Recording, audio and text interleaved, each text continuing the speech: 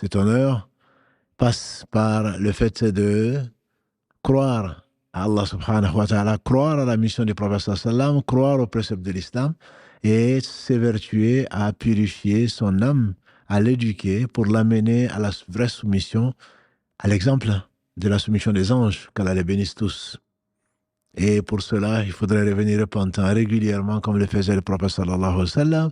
Oh, vous les gens, revenez vers Allah repentant, demandez-lui pardon. Wallahi, disait-il, je reviens vers Allah 100 fois par jour. Et parfois, il disait, c'est ce qu'on a vu la semaine dernière, dans cette émission que vous aimez beaucoup, médecine des cœurs. Et parfois, disait-il, je sens mon cœur rouillé et je demande pardon à Allah 70 fois, jour et nuit. Et qu'Allah bénisse ce prophète, le meilleur des hommes qu'Allah a créé sur cette terre, celui qui a tout créé sans besoin. Et qu'il soit béni pour nous avoir ouvert les yeux.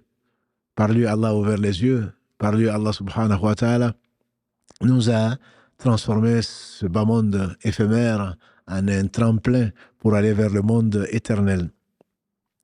Et donc, mes frères et sœurs, soyez les bienvenus dans ce jardin du paradis, comme le disait Anas ibn Malik al-Alagré. Et vous connaissez Anas, qui c'est?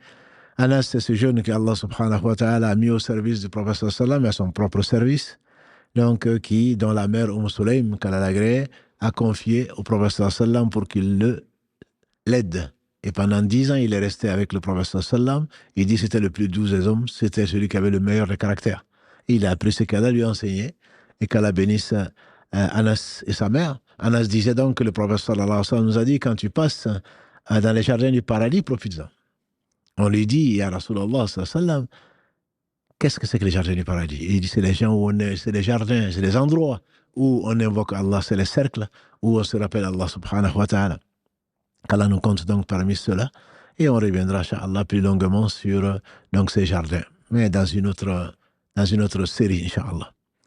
Et donc aujourd'hui, on va parler d'une chose qui est importante. Toutes les autres, elles étaient importantes, mais celle-là, elle est importante, elle engage surtout notre responsabilité directe. En effet, par rapport au choix que tu feras, aujourd'hui, hier, comme demain, si Allah nous prête vie, ton bonheur dans ce bas monde pour peu de temps et dans l'au-delà pour l'éternité en dépend. En effet, le prophète sallallahu alayhi wa sallam a dit que l'homme est à... La foi de l'homme est à celle de son ami. Choisissez donc l'ami. Choisissez celui que vous fréquentez. Ta foi, se voit. Ta foi est influencée, que tu le veuilles ou pas, par ta fréquentation. C'est pour cela qu'Allah le bénisse. Dans ce qui a été rapporté par l'imam Abu Daoud, le prophète sallallahu alayhi wa sallam nous a enseigné que l'exemple de la bonne compagnie est celui de quelqu'un qui fréquente un vendeur de musc. Et le musc chez les Arabes étant le meilleur des parfums. Soit il t'en donne du musc, soit il t'en vend, soit il t'en offre. Soit au moins tu risques de sentir bon à force d'ouvrir pour le vendre aux gens. Les gens le sentent. On le sait quand on passe par un centre commercial, ils te proposent de sentir les parfums pour, bien entendu, pour te séduire et pour que tu en achètes. Ils sentent tous bons, donc c'est pour t'attirer. Et quant à l'exemple de la mauvaise compagnie, c'est l'exemple du forgeron. Il n'y a pas de sot métier. Là, il voulait dire, soit une étincelle, parce que tu es son compagnon, soit une étincelle sorte de la forge et va brûler ton habit, ça se verra. Ton habit va brûler, ou alors au moins tu risques de sentir mauvais. Et quel bel exemple.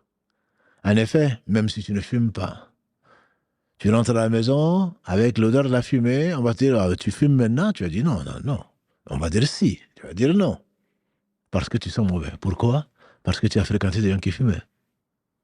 Et donc, si tu vas demander la main d'une fille, on va dire non, surtout pas celui-là. Il est toujours avec les drogués. Il est toujours avec ceci, il est toujours avec cela.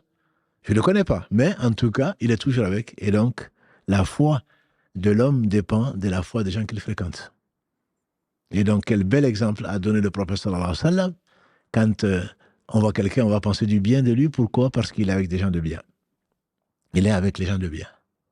Et c'est la raison pour laquelle un de nos savants contemporains, Cheikh Uthaymin, on dit qu'il était dans un cercle, qu'Allah le bénisse, Et ce monde n'est-il pas maudit? Maudit, c'est qu'il contient, sauf le rappel d'Allah subhanahu wa ta'ala, ce qui peut lui être assimilé, l'enseignant et l'élève. Il faisait partie, il se disait, lui, élève. Effectivement, les savants disent, ceux qui sont les vrais savants, ceux qui craignent Allah subhanahu wa ta'ala savent combien ils doivent à Allah, puis aux prédécesseurs. Et lui, il disait, nous, les étudiants en sciences, nous, les élèves. Mais ils savent que les savants ne sont que des nains sur les épaules de géants. Ce que nous disons aujourd'hui, nous ne sommes pas savants.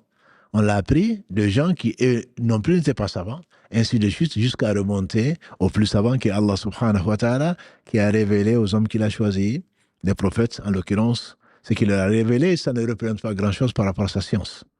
Comme le disait le Khidr à Moussa, alayhi salam, ya Moussa, vois-tu les quelques gouttes d'eau que ce moineau ou cet oiseau vient de prendre sur le navire et a déposé sur le navire, qu'il a pris dans l'eau de la mer, ces 2 gouttes d'eau que cet oiseau vient de prendre, notre science ne représente pas par rapport à celle d'Allah qui est infinie, pas plus que ces gouttes d'eau comparées à l'étendue de la mer. Ils étaient modestes, ils étaient humbles, ils avaient le meilleur comportement parce qu'ils savaient qu'ils ne savaient pas. Et ils savaient qui leur enseignait, c'est-à-dire Allah. خلق الإنسان علمه البيان اقرأ وربك الأكرم الذي علم القرآن علم الإنسان ما لم يعلم. Celui qui a enseigné Allah, Allah qui a enseigné donc ce que nous ne savions pas. Donc je disais, donc Cheikh Ousseymine, un jour meilleur qu'aujourd'hui, était en train d'enseigner et donc il parlait des choses et puis il y a quelqu'un qui était là. Il dit, qu'est-ce que tu as retenu toi? Il dit, moi rien, j'ai rien retenu. Il dit, mais alors à quoi ça sert que tu sois là? Presque fâché. L'homme lui dit, et pourquoi tu es là alors? Il dit, parce que j'ai entendu. J'ai entendu que celui qui est dans un cercle de science, les anges